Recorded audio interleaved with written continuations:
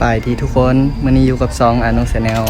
มื้อนี้เฮาสิพาทุกคนเดินทางไปที่นครหลวงหลังจากที่กลับมาดินปีใหม่เป็นเวลาอาทิตย์หนึงเนาะไปเบิ่งกันเลยระหว่างเฮาเดินทางสิเป็นแนวใดตอนนี้เริ่มออกเดินทางกับประมาณอยู่3 โมง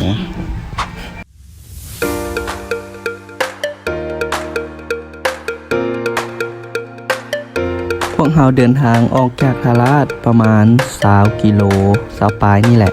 ก็มาฮอดบ้านสกาแล้ววิวตัวจริงก็คืองามกว่าในคลิปอีกไปไกลมาก็น่าจะฮู้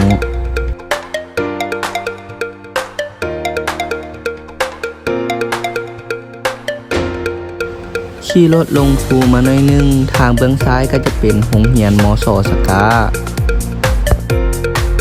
และแล้วสิ่งที่เฮาบ่อยากเจอก็เกิดงานเข้าแล้วอ่านกับปิด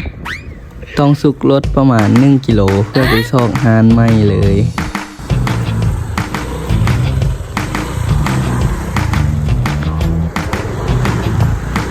และแล้วเฮาก็ได้ฮานแปลงรถแล้ว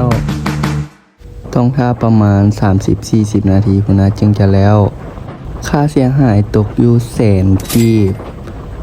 แล้วพวกเราก็ออกเดินทางกันต่อ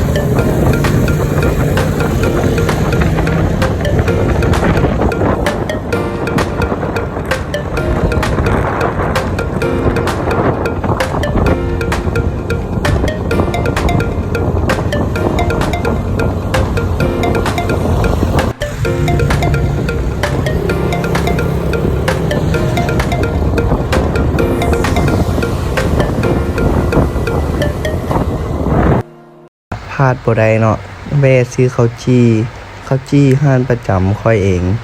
ถึกแหงก่อน 15,000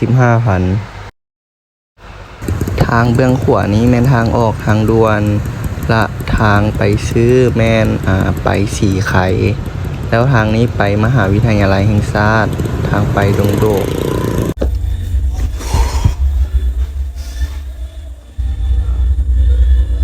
ห้องเลยเนาะเมื่อยกับเมื่อย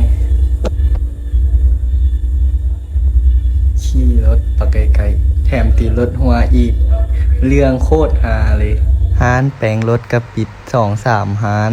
แถมได้ตากแดดอีกตาแดงเลย